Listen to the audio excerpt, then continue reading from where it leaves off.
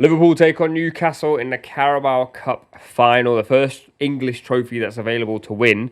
Liverpool chasing a trophy after losing to PSG, and Newcastle chasing their first one in 70 plus years. What do you think is going to happen in this one? Aside from the football, Liverpool come into this. Are they going to be up for it? Are they going to be feeling a bit dampened by losing to PSG?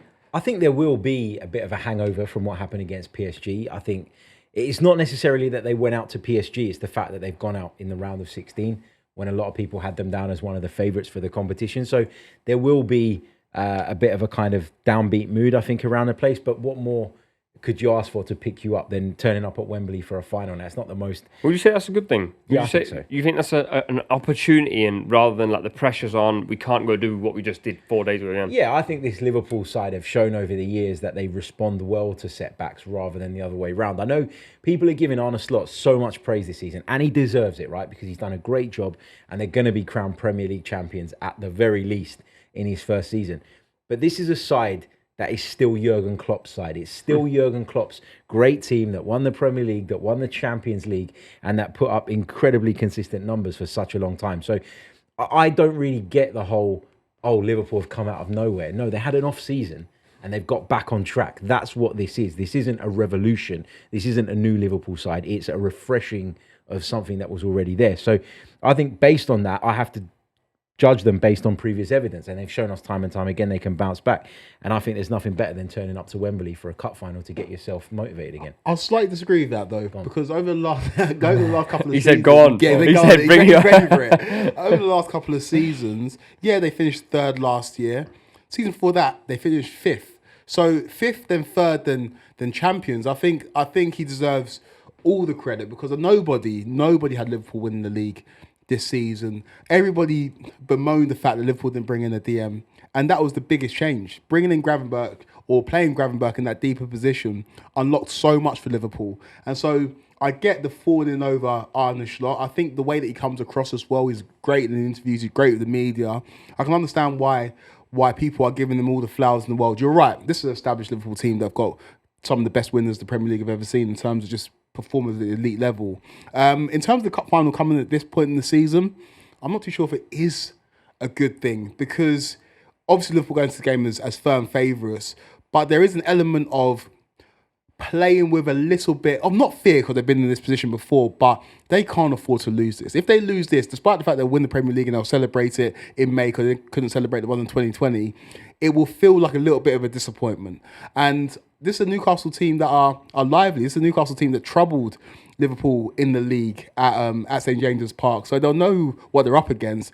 I think this is a Liverpool team that maybe could have done with this game coming in a couple of weeks as opposed to a few days after going out of the Champions League. I think I'm split. I think knowing this Liverpool team and what they've achieved over the years and the fact that there's Robertson and Van Dijk, etc., and on the flip side, Newcastle being so inexperienced in these environments and not knowing how to win a trophy and actually not even having a single player that's won a trophy, if I'm not wrong, bar Trippier.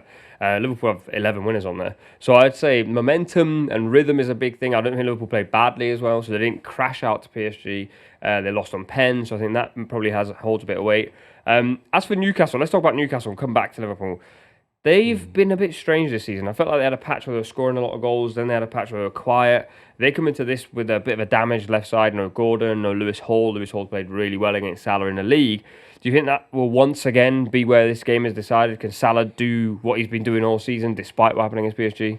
Yeah, I think obviously Salah's the danger man and the one that you'd be looking at most if you were Newcastle United and Eddie Howe preparing for this game. But I almost think that this Newcastle side are at their best when they're in a situation where they're expected to just sit off a little bit. I don't think they're the type of team that are suited necessarily to coming up, for example, against a low block and having to break you down. I think in this case, particularly with the injuries they've got, they haven't got Anthony Gordon, which for me is the biggest problem because him on that left-hand side, particularly with Liverpool maybe not having Trent Alexander-Arnold and having to bring in either, is it young Conor Bradley? I don't know if he's available. Kwanzaa. Whichever one of them it is, Anthony Gordon would fancy his chances against them, right? So that's a big miss for them. But I look at their midfield, it's so combative. I look at their centre-backs. I know they're without Botman. But, you know, Burn, he can do it. He's physical. He's powerful. I think Fabian Schär's a great player as well alongside him. I think it suits Newcastle that they'll be able to just sit off and say to Liverpool, you're the ones under pressure. You're the ones expected to come out here and win this. We're going to sit back, soak up, and try and hit you on the break. I think it's the perfect scenario for Eddie Howe's side. That midfield, let's talk about that, because I feel Liverpool's midfield in the recent 2 or 3 weeks, especially Gravenberch, has looked leggy. He's played a lot of football. And then Newcastle's midfield, Joe Linton, Gimenez, Tonali, Willock. They've got essentially 5 or 6 of the same guys in there, with a few having more technical quality than others.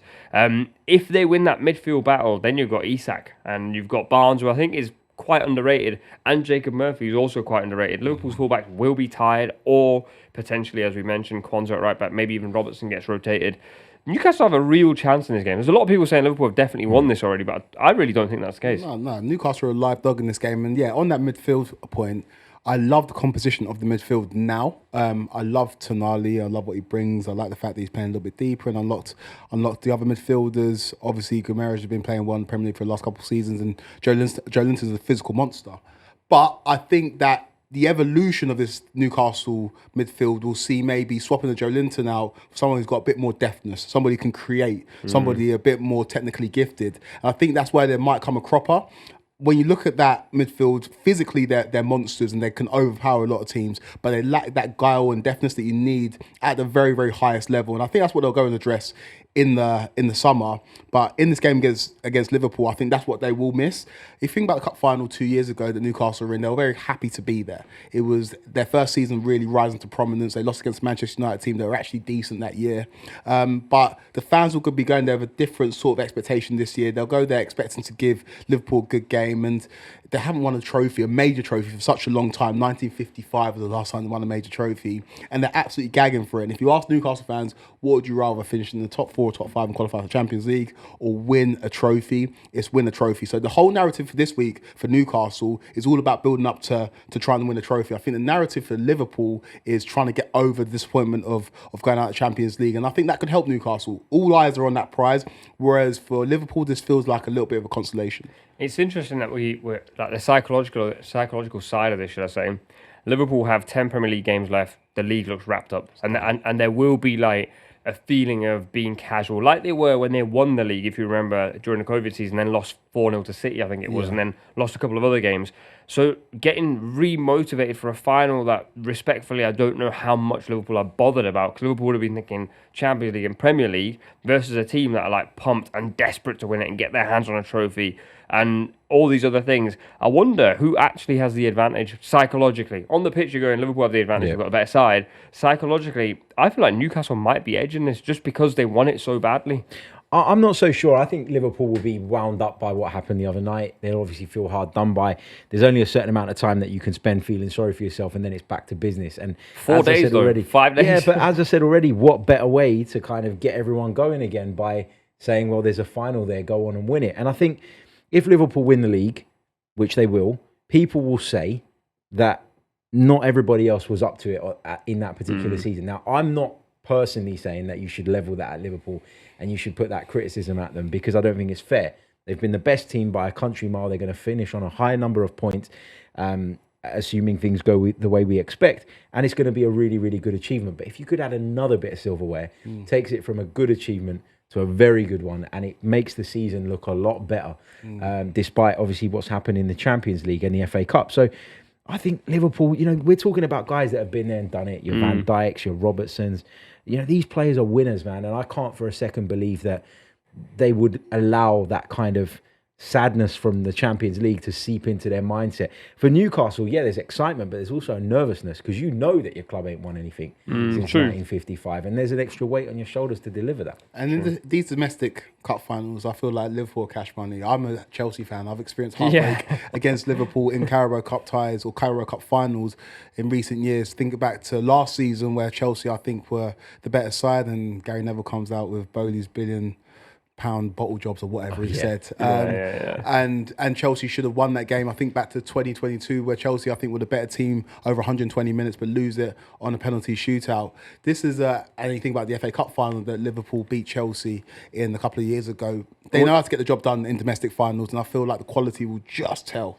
What you're saying? And that's where it's still being Jurgen Klopp's side. Yeah. Which is what I was saying earlier. He's It saying, benefits them. let me win that point. Well, yeah, but it benefits them. It does, because Yeah. it's not a new side. Yeah, We're not asking the same questions that we ask of Arsenal, for example. Mm-hmm. When they get to the latter stages of things, we go, well, this team hasn't got over the line. They haven't won anything. Can they do it? We don't have that question with Liverpool because under Jurgen Klopp's leadership, they managed to achieve it. Yeah. And they know that. It gives you confidence. What you just described is Liverpool are the Real Madrid of the Carabao Cup. We've got the Carabao Cup juju. Oh, they are. Liverpool cash money in the Carabao Cup. And again, from my experience as a Chelsea fan, this trophy is important. Maybe the title race is done now, so it has less importance. But when Jose Mourinho first came to England, he earmarked the Carabao Cup or the Carling Cup at the time as a competition that he wants his side to compete in. He wants his side to win because that's a springboard to go and achieve greater things. Obviously, the greater things is a given because Liverpool have kind of sewn up the league already. But the season, like Harry said, has so much more gloss on it. If at the end of it, when you do the open top bus parade, you've got 2 trophies. Yeah, a double. It's a double. Let's get your score predictions. Not the double there. It's more than a 0. Score predictions for this one. I'm going to go Liverpool 1, Newcastle 0. Oof. I'm going Liverpool 2, Newcastle 1 after extra time. I was thinking 2-1, but I think in normal time, I think Liverpool will win.